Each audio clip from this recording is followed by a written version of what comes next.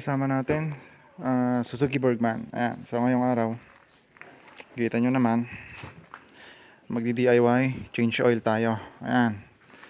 So tinitignan ko dito, ayan, sa makina ng Suzuki Bergman.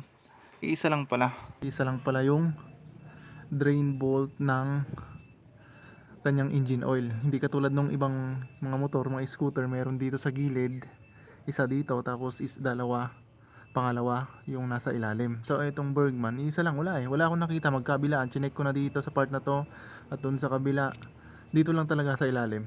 Yun lang pala yun. So isa lang yung kanyang drain bolt ng engine oil. So kailangan lang natin 17. Ayan. So maganda, close talaga, close range. Ayan.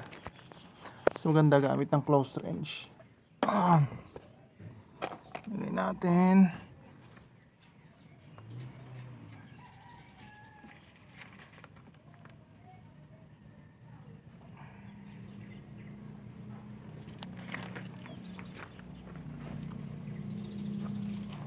Yung iba, pag dito ka sa ilalim, nag labas ng engine oil, walang strainer.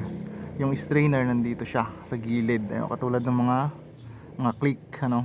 Pero itong Bergman kasi, isa lang yung kanyang drain bolt. Hintayin nyo lang na maubos yung langis dun sa loob. Ayan, pinakamagandang mag change oil, malamig ang makina, yung hindi pa umaandar, umaga, mga ganon, bago gamitin. Tapos dito sa kabila, ayan, tanggalin natin yung stick, yung dipstick. Ayan. Ayan, pag wala nang tumutulo, pwede na nating kunin. Tapos ibalik natin. Tapos kuha ulit tayo ng size 17 close range. Ayan, higpitan natin. Okay, wag masyadong mahigpit, yung sakto lang. Ayan, para hindi ma-round head kaagad yung takip. So next natin gagawin, pag natanggal na ito, kunin natin ito funnel, imbudo. Ayan. Tapos ilalagay natin dito. Ayan. Nag-change oil tayo. Oh yes, change oil. Ayan. Para hindi maging change oil. Ayan, then kunin natin yung langis na ilalagay natin. So ito 800 ml lang kasi nga pag Suzuki Bergman ang kailangan mo, 650 ml lang yung kailangan. Pero ito, meron tayong, yes. Okay, wait lang. Mag-change oil muna tayo, okay? Change oil para hindi maging change oil. Ayan, so meron tayo dito 800 ml.